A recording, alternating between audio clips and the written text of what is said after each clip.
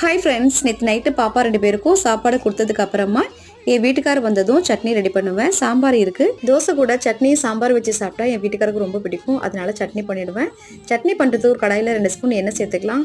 எண்ணெய் காஞ்சதும் இது கூட 2 ஸ்பூன் கடலை பருப்பு, காரத்துக்கு தகுந்த மாதிரி வரமிளகாய் சேர்த்துட்டு வதக்கிட்டு கலர் சேஞ்ச் ஆனதும் வேற பாத்திரத்துக்கு மாற்றிடலாம். அடுத்து இதே கடாயில் 6 பல் பூண்டு, கொஞ்சமாக கட் பண்ணி வச்சிருக்க வெங்காயத்தை சேர்த்து லைட்டாக வதக்கினதுக்கு அப்புறமா இது கூட ஒரு பச்சை மிளகாய் சேர்த்துக்கலாம். இப்போ இது கூட 2 தக்காளி பழத்தை கட் பண்ணிட்டு சேர்த்துட்டு கூடவே கொஞ்சமாக உப்பு சேர்த்து லைட்டாக வதக்கினதுக்கு அப்புறமா ஒரு கைப்பிடி அளவு புதினா சேர்த்துக்கலாம். புதினா சேர்த்துட்டு நல்லா வதக்கிட்டு ஆற வச்சிடலாம். புதினாவுக்கு பதிலாக கொத்தமல்லி கூட சேர்த்துக்கலாம்.